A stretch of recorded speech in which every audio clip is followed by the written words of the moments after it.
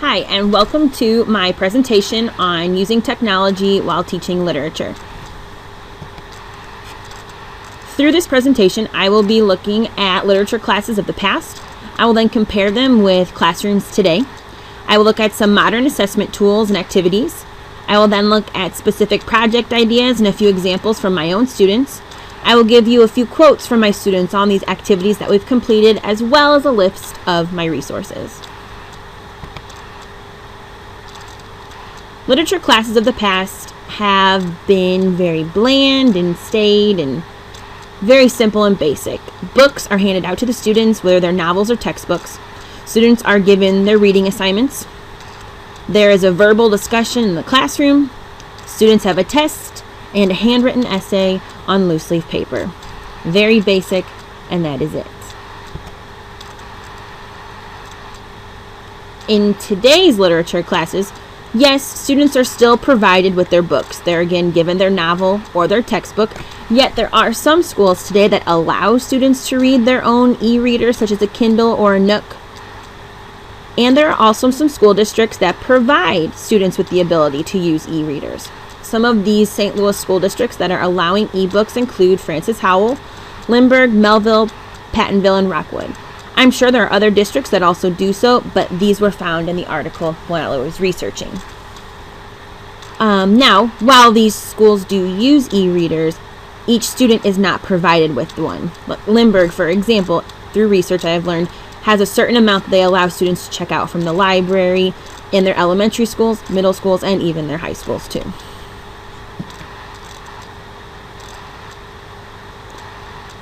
Other aspects of literature classes with modernized twists include the reading assignments.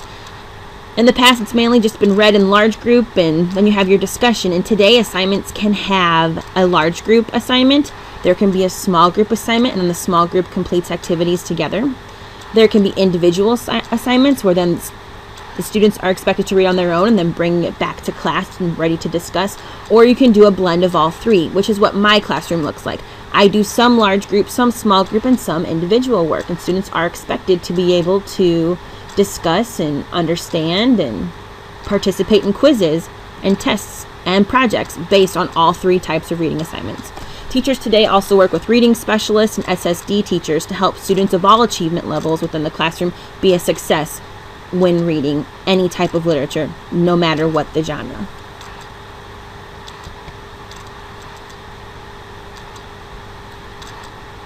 And in the past, teachers and students have only had the ability, again, to discuss the text inside the classroom. Today, teachers and students have multiple avenues to use to discuss literature being read in the class. Blogging, discussion boards, and live chats are three ways for students and teachers to communicate and discuss literature, yet it does not have to be inside the classroom verbally. When blogging, students can complete and, in fact, journal in a way their own thoughts about the literature while following guided questions from their teacher. Discussion boards, the teacher can post a question for students and then they can discuss it at home through avenues such as Blackboard or Moodle or many other options. And then some of those other options also include a live chat feature where students could, in a way, instant message one another through the online environment and discuss the novel or story that they are reading. This right here is a screenshot of Moodle being used as a reader's notebook in a classroom. This is not mine, it is one that I found through my research. This Moodle is developed with you in mind. It is going to help you on your journey to becoming an avid reader, and the teacher using this has goal setting and letters and suggestions for things to write about. You can see at the very bottom of the screen, right down here, where she shows her the students have the option to go to a reader response rubric. They have different activities and upcoming events also included within this. And again, this is for literature. Sometimes people don't expect literature to be able to be found in this type of environment, but it can be done.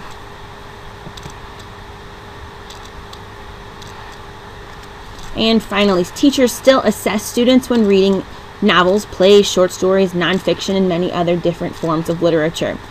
They still assess through tests and quizzes and projects, but it's a little different now.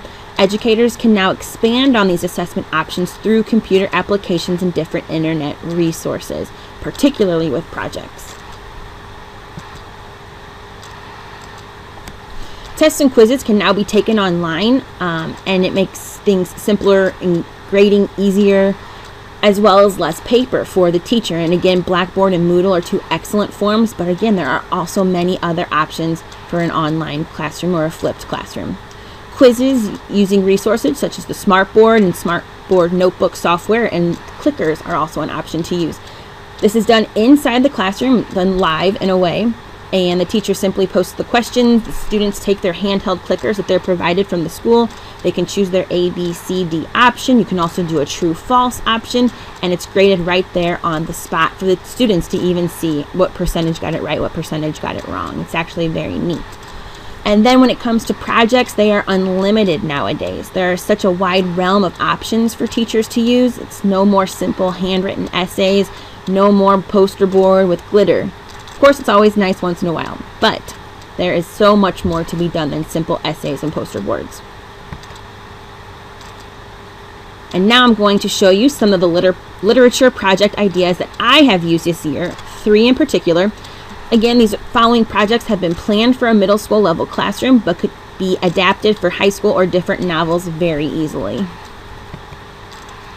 My first option is a mock Facebook profile. In these, students choose a character from the novel and complete a fake profile modeled after Facebook. You create your bio information, you find an image of the character, you create status updates based on events within the novel.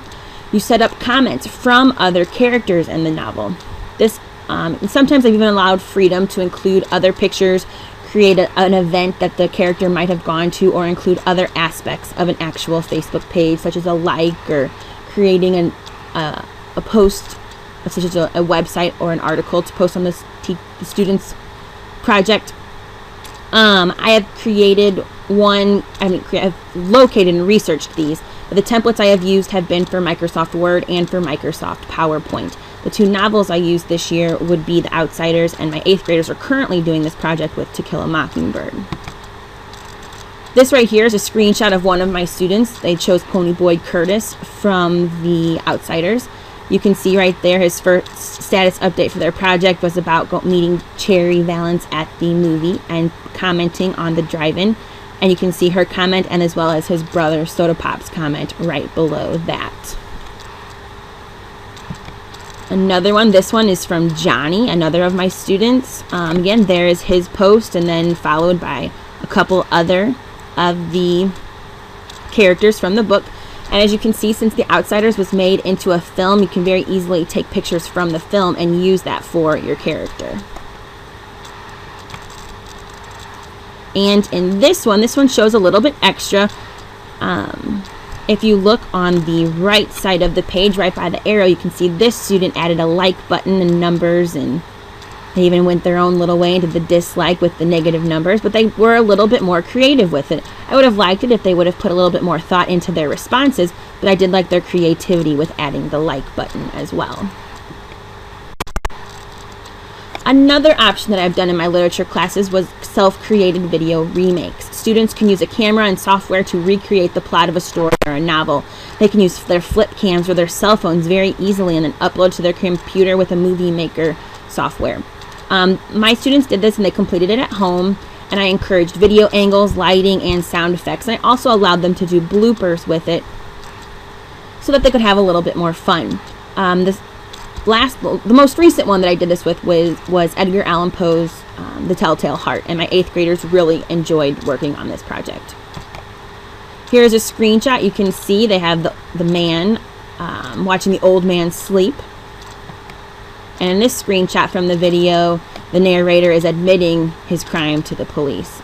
This group did a really excellent job. You can see that they shot it in black and white and a little bit of a costume right there, but they really had a good time. My third one is the Web Quest. It's an activity designed for students to visit various websites and research information.